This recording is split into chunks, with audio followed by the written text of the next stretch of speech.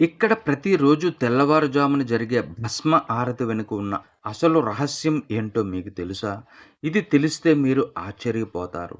సాధారణంగా దేవుళ్ళకు పూలు, పళ్ళుతో అభిషేకం చేస్తారు. కానీ ఉజ్జయినితో కాలజ్ఞాని అయిన ఆ పరమశివుడికి మండుతున్న చితి నుండి తీసిన బూడిదతో మనం ఎందుకు అభిషేకం చేస్తాం?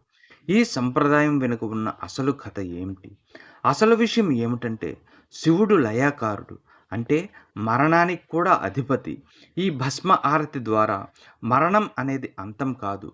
అది కేవలం ఒక పరిణామం మాత్రమే అని భక్తులకు గుర్తు చేస్తారు. పూర్వం శ్మశానం నుండి తెచ్చిన తాజా భస్మంతోనే ఈ పూజ చేసేవారు. కానీ ఇప్పుడు ఆవు పేడతో చేసిన విభూతిని వాడుతున్నారు. ఈ ఆరతి సమయంలో స్వామివారిని దర్శించుకుంటే అకాల మృత్యు భయం తొలగిపోతుందని భక్తుల నమ్మకం.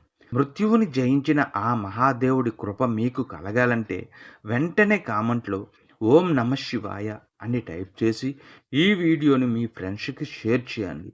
ఇలాంటి మిస్టరీస్ మరియు ఆధ్యాత్మిక రహస్యాల కోసం టెంపుల్ సీక్రెట్స్ తెలుగుని ఫాలో అవ్వండి.